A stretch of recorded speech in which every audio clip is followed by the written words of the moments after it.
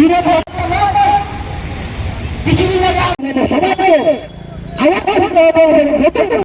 দেশের কেন্দ্র শাসন থেকে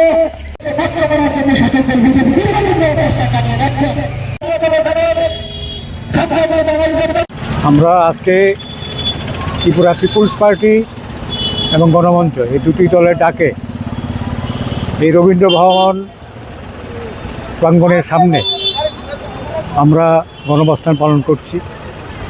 আমাদের মূল যে বিষয় সেটা হলো এই যে কেন্দ্রের যে বিজেপি নেতৃত্বাধীন ফ্যাসিস্ট এবং সাম্প্রদায়িক শক্তি দ্বারা যে এসআইএস যে বিশেষ নির্বাচনী সংশোধনী শুরু হয়েছে এবং সমকোট চালু করা হয়েছে আইন করে, তার বিরুদ্ধে আমাদের আজকের গণঅবস্থান।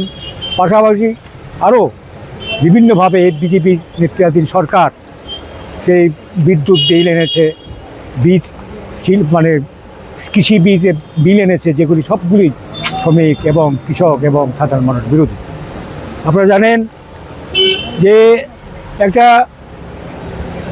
সরকার, গণতান্ত্রিক সরকার, সেই এসআইআর নামে সারা দেশে একটা নিজের কতগুলি ভোট বাক্সে ভোট পাওয়ার জন্যে, নির্বাচনকে প্রহরণ করার জন্যে সেখানে লক্ষ লক্ষ ভোটারের নাম বাতিল করা হচ্ছে।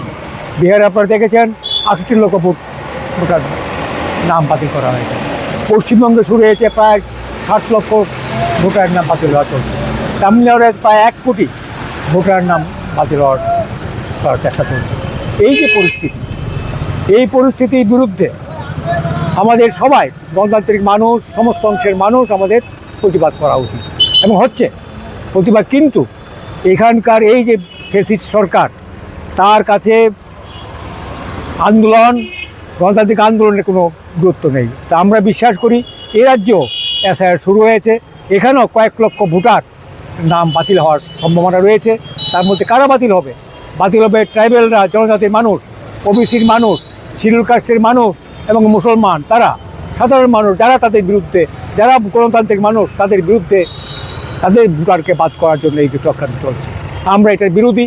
আমরা শুধু এইটাই চাই, আমরা ঘোষণা করতে চাই এই গণঅবস্থান থেকে যে যদি ত্রিপুরা রাজ্যের একটা যদি বৈধ ভোটের নাম বাতিল হয় তাহলে কিন্তু সারা রাজ্যে আমরা তীব্র আন্দোলন করে তুলব এবং এই আন্দোলনে যাতে ত্রিপুরার সমস্ত স্তরের মানুষ এগিয়ে আসে তার আহ্বান জানাবো এই গণঅবস্থান থেকে। পরিচয়, আমি গণমঞ্চের একজন নেতৃত্ব, সুব্রত ভৌমিক।